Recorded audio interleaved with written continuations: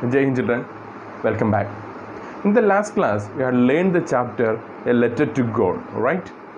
Now, we are going to discuss about the activity part. That means it's known as activity zone.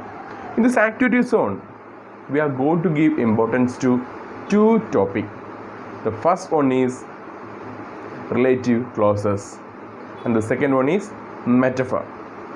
So, in this activity part, we are going to give importance to two topics. The first one is the relative clauses, and the second one is metaphor.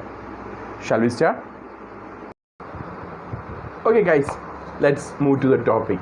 The first one is relative clauses. What do you mean by relative clauses? Any guess? Okay, a relative clause is one kind of dependent clause. It's on relative clause. It is one kind of dependent clause.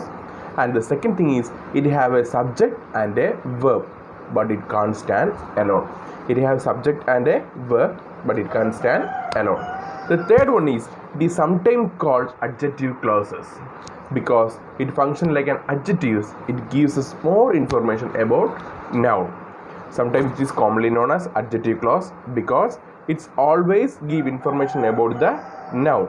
That's why it is commonly known as adjective clause. The fourth point, a relative clause always begins with a relative pronoun which substitute for a noun phrase or a pronoun when sentences are combined. It is commonly begins with a relative pronoun.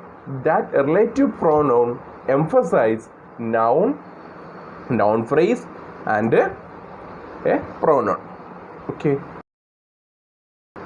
When we learn the relative clauses, there comes a portion, relative pronoun. Let me ask you a question. What is relative pronoun? Okay, listen. A relative pronoun is one which is used to refer to noun. A relative pronoun is one which is used to refer to noun mentioned previously, whether they are a people, place, thing, animals or ideas. A relative pronoun is one that refers the noun. Noun may be place, thing, animal, then ideas, whatever it is. The relative pronoun defines the noun. Okay. The second thing is relative pronoun can be used to join two sentences. We can use the relative pronoun to join two different sentences. The third thing is the main relative pronoun words are who, whose, whom, that, which, etc. The main relative pronoun words are whom, whose, which, who, that. These words are commonly using as the relative pronoun. Let's have a look. Who, whom, whose, that, which. We are going to discuss about these 5 words. The first one is who. Who denotes the people, and whom, that's denote the people, and whose, it stands for both people and things, and that also stands for people and thing, which stands for things only.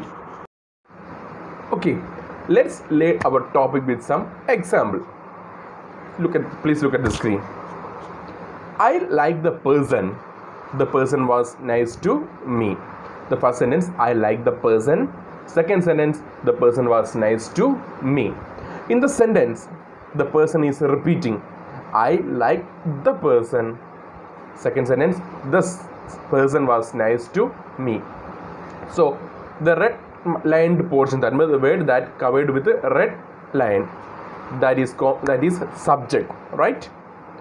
So okay, let's use a relative pronoun to conjugate this one. I like the person. Instead of the person, we are using the word relative pronoun word who. I like the person who was nice to me. Clear? Look at the second example. I hate the dog. The dog bite me. Here also the dog is repeating. In the second one, the dog is subject.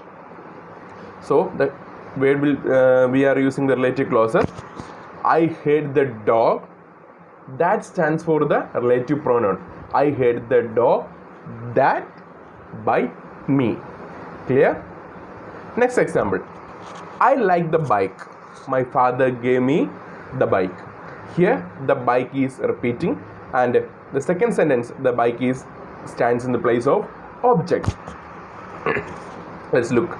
I like the bike that my father gave me. I like the bike that stands for the relative pronoun that my father gave me. Clear? Let's revise the topic relative clause. The first point is relative clause is a kind of dependent clause, and second thing is it have a subject and verb, but it can't stand alone. And the third one is it is commonly known as adjective clause because it gives more information about the noun. And the fourth one is a relative clause begins with a relative pronoun. What is a relative pronoun? A relative pronoun is one which is used to refer noun mentioned previously, whether they are people, place, things, place, or ideas.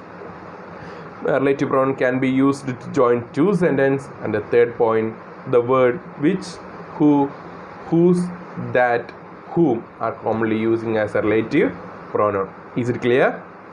Shall we move to the next one? Do you have any doubt? Then another topic, that is metaphor. What is a metaphor? I think from 6th standard onwards we are learning metaphor, simile, metaphor, right? Then what is a metaphor? A metaphor is a figure of speech that is used to make a comparison between two things that are not alike but do have something in common. So what is a metaphor? Metaphor is a figure of speech that we use to compare two different things.